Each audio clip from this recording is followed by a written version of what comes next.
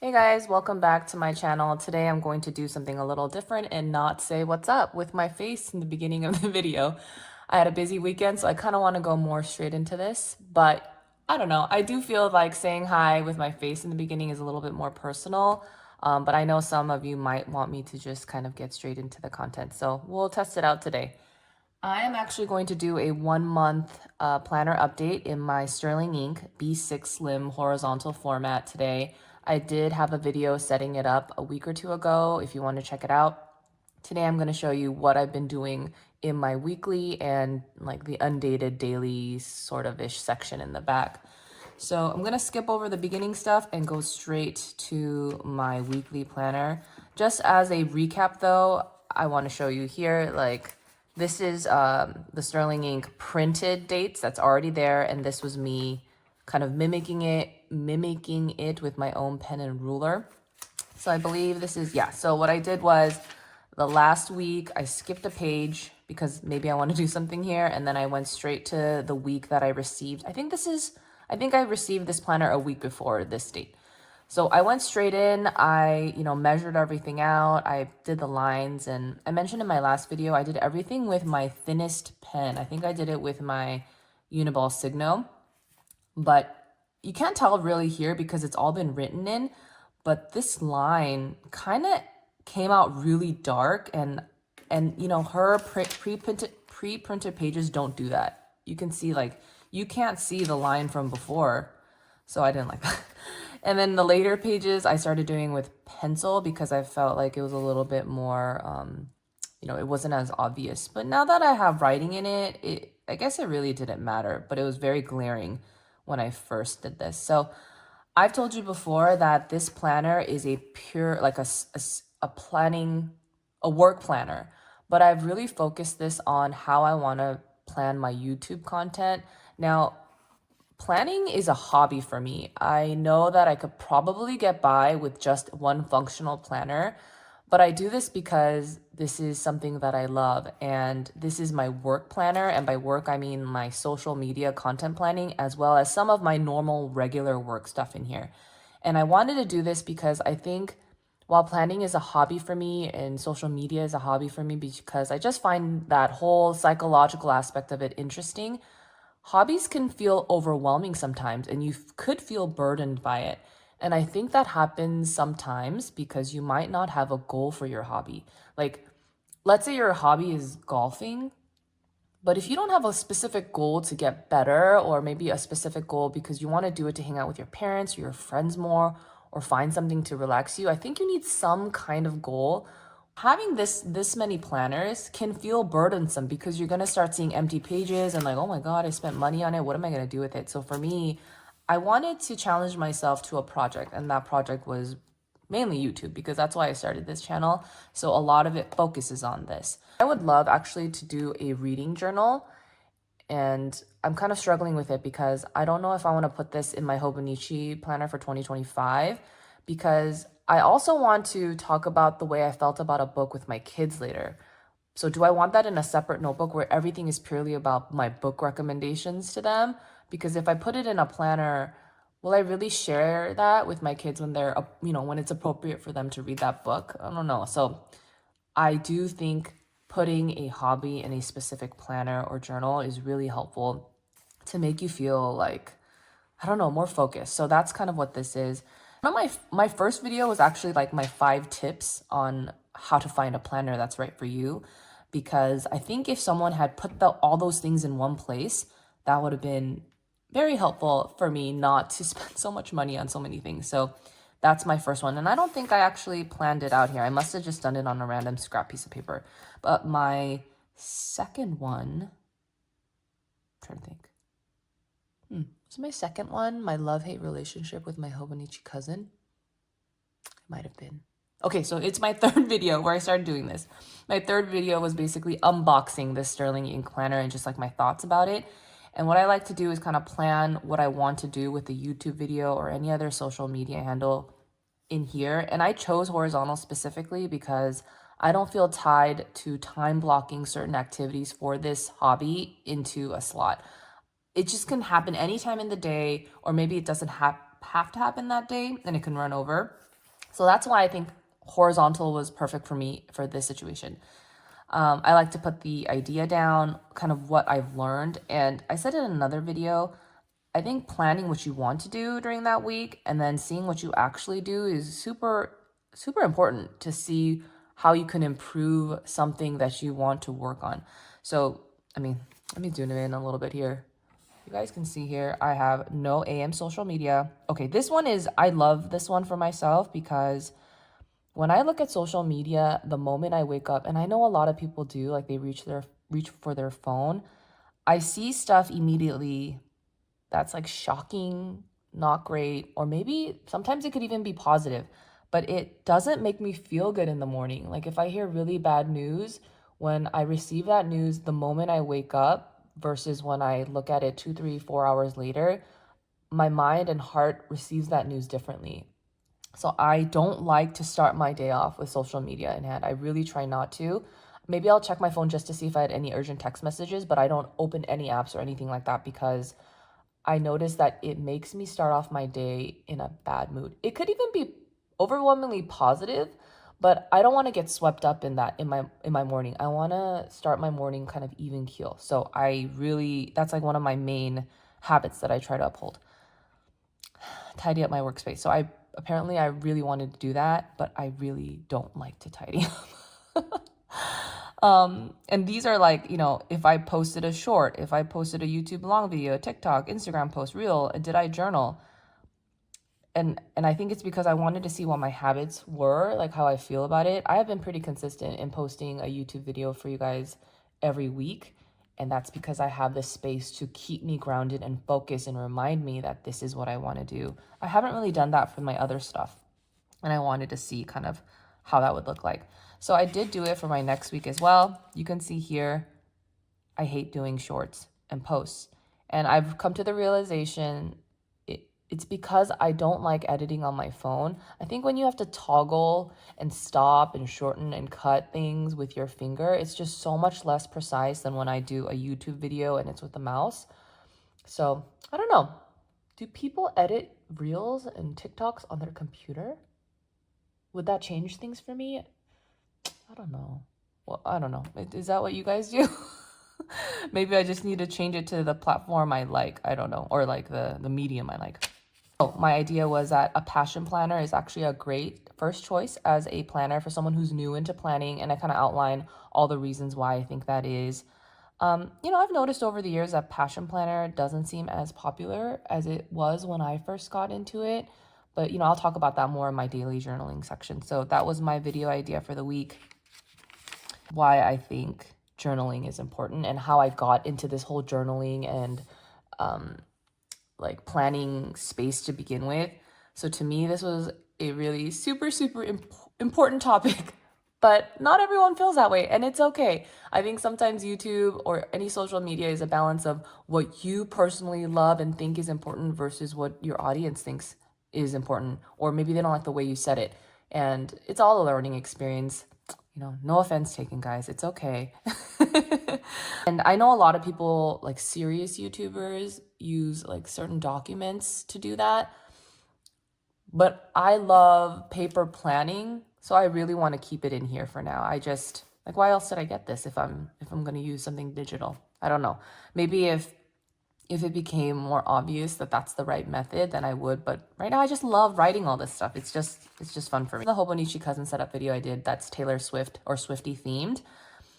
Again, I am a Swiftie. I love the Hobonichi cousin. I wanted to merge the topics together and see if I could find the peoples that also love that. And I had some good feedback on it because there are some diehard Swifties out there that also love planning. I think a lot of that ties hand in hand really well together. So I'm proud of that video. I loved it. I love the way it turned out. So I'm excited to get into my cousin for 2025. This one was Sterling ink. This one, how I set it up.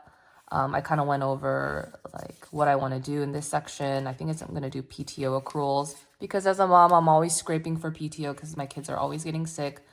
My goals and my Canon IV sticker printer there. And then I think that's all I did. And I kind of showed you guys how I set up these lines and all that. This one was my time blocking video that I just released last week. I don't know if everyone time blocks. Maybe that's not for everybody, but I am a diehard time blocker. I time block in my passion planner. I am changing things up for 2025 for my functional time blocking, so stay tuned for that. And then this week, no stickering, no pizzazz, because I had a rough weekend. And I'm just like all about work. Let's get this done. Let's get this video going. So that's my weekly section so far. My next one's all set up and ready for me to go, but I don't have any ideas laid out there yet. So the way I like to do my journaling is right now I like to be very consistent. And what I do is I pick a sticker that feels like my mood. And then I pick a marker, like a highlighter or a Tombow brush pen that kind of matches the color. I write the day of the week and the date, and then I start journaling. So that's kind of what I do. I don't know if you guys noticed, but my weeks, I've been using my Uniball Signo. I like the thinness of it because I write a lot more. And I am kind of limited, right, to that week to squish it in here. So I like to use my thinner pen. But for my journaling, I've been using the Energel Clenna. I think I first saw this pen on the Coffee Monsters Co. You know, I know Helen has a ton of pens. She loves fountain pens, but I think this is one of the ones she used that I found, oh, that's like in my budget, and I like the thickness of it, the boldness of it. It's similar to the Pilot G2, but it dries faster. So even though this doesn't dry as fast, it's still my favorite pen. I just like the way it feels and how thick it is and how liquidy it is. But if I'm going to do like journaling where I really want to be careful of smearing, because like the smearing is not as bad in a thicker passion planner type of paper. Like I don't worry too much about the drying, but in this type of like Tomo River paper, I do care more. It just takes a little bit. I don't know. I feel like it takes longer to dry. So I've only been using this in this planner, this pen. So I just gonna talk about how I love this pen in here. And that, you know, this is again a project planner for me. I wanted to focus on this. It kind of talks a little bit about my real job in here, but for the most part, it's about like focusing, you know, my hobby. Next page, same thing. I pick a sticker, I pick the color. This is a passion planner sticker. And I don't know, these stickers are not that cute. These are like very in your face stickers that I feel like, I don't know, it's like my kids would like it. And while I like them once in a while, like these are not the type of stickers I like. I like more, okay, don't ignore this because this is kind of like that, but I don't know, I like more muted stickers. Does that make sense? Like it's more pastel-y, while these are really loud. Okay, let's call them loud, more louder stickers. But I still really appreciate that Passion Planner gave out these free stickers, and I am going to use it. But yeah, I started TikTok and Instagram like a lot longer ago, maybe 2-3 years ago in the pandemic, because I'm literally the only millennial out of all my friends that love TikTok, and I have to report to them all these things while they tell me on Instagram Reels like 2-3 weeks later of something I already watched on TikTok. So I can't let TikTok go. I just find it so funny to find all these random people all over the world doing these really creative or super funny things, and they're just regular people having no other avenue to share their incredible talents and funniness. And I just love that. I don't know. I just love TikTok. But I will say, YouTube is the nicest platform. I mean, I've posted Reels and TikToks, and you know, people like it here and there, but I don't get the kind of personal feedback that on there that I get on YouTube. YouTube people are positive, they're encouraging. Like when people say, "Wow, great job on that video. I found that super helpful."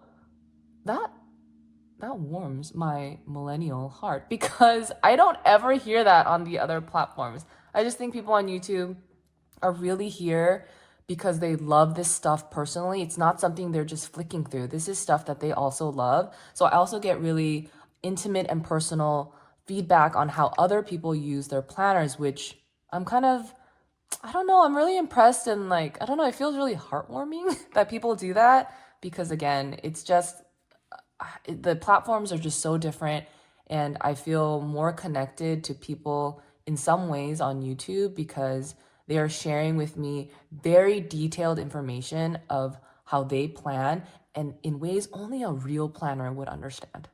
I don't know, does that make sense to you guys? That really resonated with me, and it keeps me going. This one was about like my passion planner video in the beginning. I do think, again, not as many people are into passion planners. Like, even when I look up passion planner videos on YouTube, I don't get a lot of new content on that. And I love the passion planner. But I wonder, am I straying away from the passion planner because I don't see a lot of YouTube content on that, so I don't discover new ways to think about it or use it? I don't know. Do any of you guys still use a passion planner? I just love the weekly section of it, so I use it, and I love thicker paper for weekly functional planning. But yeah, I don't see a lot on there, and I don't know, maybe they need to, I don't know, maybe they need to update their style or something. Like for me, the biggest thing that I don't like about the passion planner is all the superfluous pages. All the let's think about your goals, let's write them down, let's think about your feelings. Like, I think I'm over that part. So if they could come up with a version where they take out all of that and you only put like the monthly and weekly sections, I would buy it again. But yeah, I don't think I'm going to do it again for 2025. I will show you again later what I decided to do for my functional planning. This night, my personal life kind of bled into here. I actually went to an Usher concert. Now, if any of you guys have been to an Usher concert this past year, if you go and you watch the stage and then you also watch the screens in the back, you cannot tell if this concert is in the 1990s or 2000s or if the concert is today. Like, if I watched that at home and I was like, is this an old concert? I mean, I know Usher's music is that vibe, right? Like the 90s R&B vibe, which I love, which is why I went, because I love his songs. But then I also went to the Taylor Swift concert. I'm like, and I've seen Beyonce's concerts on videos. I've never gone. But it's like, dude, you need to step it up. Like, I don't know. I feel like something looks really outdated. So I'm sorry, Usher, but like, I was not as impressed with, I'm impressed with your dancing, your singing, and I love your songs, but the production of it, it's just not, I'm sorry, it's not the standard anymore. Like, people are really, really pushing it out there in a good way for us, because you know what? Tickets are expensive. I want a show. So that is my Usher feedback. This is my emoji. I got this on Amazon. I love this pack. It comes with a ton of stickers and it's like $5, but she is dead tired because I came back from that concert at 1 a.m. So that's that. Basically talking about my insecurities on why am I doing this? Why am I doing YouTube? Like, and it's just, I think journaling, you inevitably come to a place a few days, few weeks, few months down the line, and you're like, why am I doing this? I'm not even losing weight, or I'm not even reading more books like I wanted. Like, but you need a way to find yourself back into why you decided to do it. And I think that's why journaling is kind of always so important, because you spiral and you're like, you doubt yourself. And I think journaling helps you find your way back. And that's why I love it. This week is all about the Taylor Swift stuff because I had that theme in my Hobonichi cousin.